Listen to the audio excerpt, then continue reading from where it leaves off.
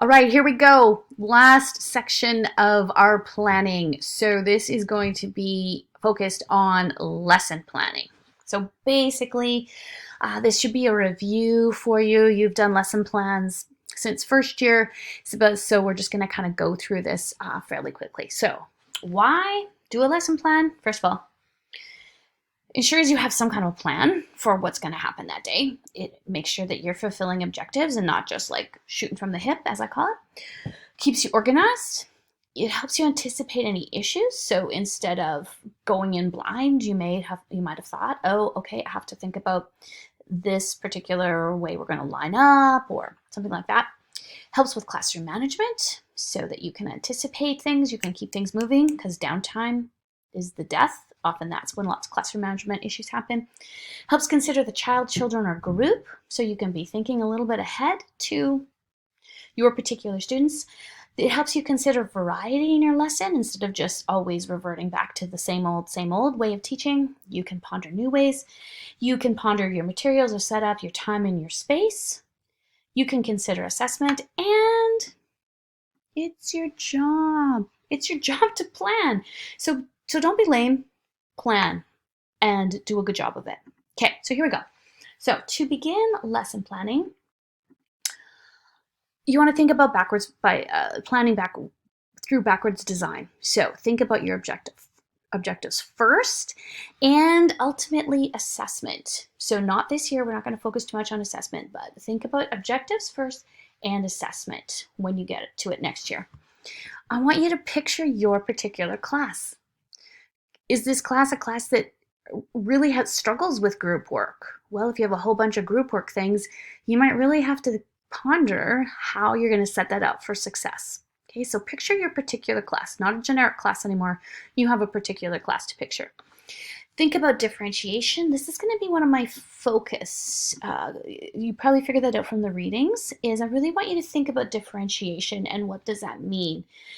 It's not just different, it's really looking at how can you best teach this concept to that particular child. And then in backwards design, then you think about activities. Oftentimes we start with activities and force objectives into it, which is not what we want to be doing in there. Okay, we're going to just take a quick cruise through the lesson plan outline. Again, you've worked with this outline just to keep it in the forefront of what we're expecting. So you have the outcomes of a lesson. These outcomes come from your year unit plan, and then now you're going to pick 2 or 3 objectives from your unit plan for your particular lesson. And you should have these allocated in your unit plan for those 1 or 2 day allocations from your unit plan. So you're not just picking these randomly. These are very thoughtful and coming from your bigger plans. Have about 2 to 4 outcomes per lesson. That means you can actually maybe fulfill these outcomes. Lots of these outcomes you are going to see over and over again. Very few in elementary will you just do once and move on. There are a few, but not that many. Okay, the achieved learning outcome. You need to connect outcomes to the specific activities that you're going to see your children doing.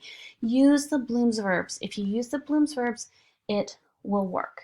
Okay, so you need to, and I wrote a little note, you need to be able to actually picture what is happening in the classroom. If you can't picture it, it's not a good way to see if students have achieved the learning outcome. Ultimately, this is going to be linked to assessment. So you have to be able to observe the children actually doing something. Okay? The hook. This is how to begin so that children are interested and engaged. I like the hook to be about 30 to 45 seconds. Hook them, grab their attention, and then move on with the lesson. If it's 3 or 4 or 5 minutes, it's an activity and not a hook. Okay, learning opportunities. Then this is the meat of the lesson plan. This is the detailed step-by-step activities and experiences that will teach children the concepts, develop the skills, and build the attitudes or dispositions. Basically, you have the content, include links and explanations. You should be thinking about cluster management things in here, and you want to be thinking about a variety of activities. Okay. On the lesson plan template, you also have time. Put down how many minutes, like 15 minutes, and then the actual time, like 1 to 1:15. It just helps you keep on track. The section on how do I check that students understand what to do, this is, do they understand your instructions and what to do next? And how are you going to figure out if they actually understand your instructions? It's not, do they understand the concept you're teaching? It's, do they understand your instructions? Okay, so things like, you can use observe, only use observe, use it very rarely, but things like thumbs up, thumbs down, repeat back, point to where you're going, those are going to be things that show you immediately if they understand the directions. Use observe in very few cases. Okay, and materials. Just write down all your materials. Be super organized. I think people often think teaching's easy because good teachers make it look easy. They've got everything all lined up. They've got everything photocopied. They've got all the pencils sharpened, all those kind of things. So be super organized. Okay. Also in the lesson plan outline, you have the idea of transitions. So this is how you switch from one activity to another without it being chaotic. So how will you go from carpet time back to desks? And how can you maybe do 2 activities on the carpet and then move back to the desk for the rest of the class versus going carpet to desk, which of course is going to cause some issues. And how can the transition be part of the actual lesson? So, for example, if you're maybe talking about frogs or you've just read a book about frogs, maybe they can hop back to their desks like a frog. So you connect it, the transition to the lesson. You still get them from the carpet to the desk, but you've done it so that you're actually supporting your learning outcomes, not just, okay, go back to your desks. Okay. Under accommodations, this is where you are going to think about your specific students who have ISPs or IPPs. Okay. You're going to refer back to their specific instructional design and try to figure out how you can best support their learning for that particular outcome. Okay. Finally, number 10 is closure. The closure, again, should be, it can be 30 seconds. It could be up to like 5 minutes or so, but this is the time to check learning. This is not just sending them to the next class, not just being like, you're such a good class. It's the time to actually link it back to the outcomes. And so that you can actually see, did they actually learn what you wanted them to be learning? Okay. I know Christy talks about, what is it called? The gratitude summary bridge framework. That's perfectly fine as long as you link it back to those outcomes. So thank them for the class, summarize, do a little summary. What did you learn today? And then bridge it to either the next lesson or the next class. But it's not just, hey, good work, guys. Off you go to gym. Okay, next one. On your lesson plan, you also have an analysis at the bottom of the lesson plan. And we're going to look at a lesson plan soon here. So what we want you to do is we want you to look back through your lesson and pick out the cooperative learning strategies, the movement breaks, the different modes of learning, and the higher order Bloom's questions. This needs to be information from your lesson. If you do not see these things in your lesson, do not write them in your lesson plan analysis. It means that you have to go back and maybe add some of these things in. So don't make it up. It makes us very angry when we don't see it actually in the lesson, but you've just written it in to fill it in. Okay, so that's what this part of it is. So I'm going to just look at the modes of learning. Now, you've seen this before. It's a little controversial right now because they're finding that there actually is very little scientific background that people actually learn better in these particular modes.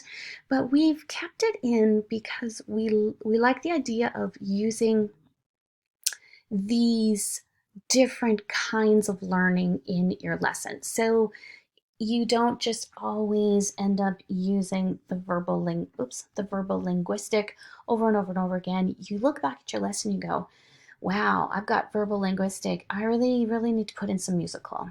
And then I don't have them moving and doing anything movement wise that's connected to my outcomes. Okay, how can I use bodily kinesthetic? So it's more thinking about how you're teaching versus how the kids are actually learning. Okay, and blooms. We all love blooms. Just use these verbs. If you use these verbs in your outcomes, it will work. It will give you an activity that you can actually assess, right? You can see apply, you can see categorize, you can see build, understand, perceive, appreciate. Those are hard. You can't actually assess whether they perceive or whether they appreciate, right? But something like this, you definitely can you can see these Bloom's verbs. Just use them. They're fantastic verbs. Okay, I want to just jump into a little bit about differentiation. This is one of my focus this year with you guys. Last year we worked on objectives and hooks, and now I want to make sure that you kind of have an understanding of what differentiation means. So basically, differentiation isn't just about having different students do different things. Differentiated instruction is based on students' needs. Okay, so keep that in mind. So in your lesson plan, in that differentiation box, basically you have to know why you're differentiating. Okay, so first of all, you have a variety of students in your class. You know this. You know that you have a variety of students in your class. You need to maximize these students' individual potential. That's your job as a teacher. So you have to know what makes them tick and then go after that. You want the students to be successful in school.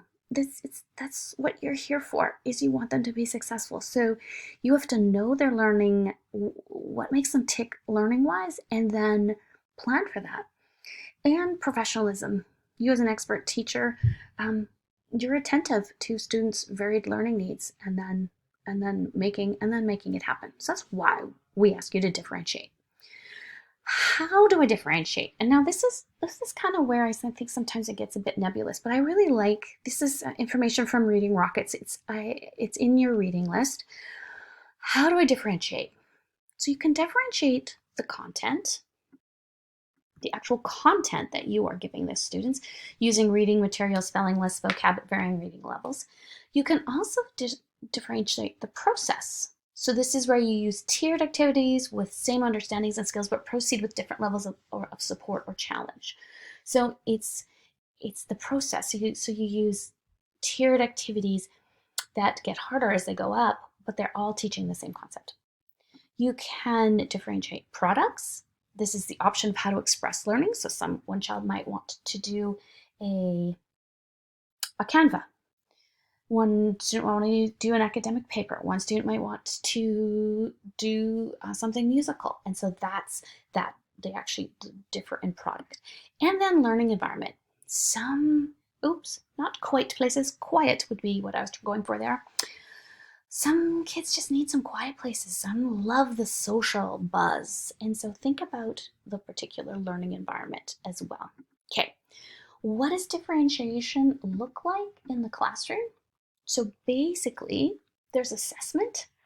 Is that assessment needs to be ongoing. So you don't just stick a kid in one group and keep them there for the entire year. It has to be ongoing. And it's tightly then linked to your instruction. So whatever you find out about the child then goes into the instruction. You have to have respectful activities for all students. And each student's work should be equally interesting, equally appealing, and equally focused on essential understanding and skills. There should not be a group of students that does dull drill and another that generally does fluff. Rather, everyone is continually working with tasks that student and teachers perceive to be worthwhile and valuable. Okay, You also want flexible groupings, groups that change throughout maybe the class and throughout the year. In excelling students, we have to give them more than just helping other students. Okay, I'm going to stop there and we're going to jump into ELA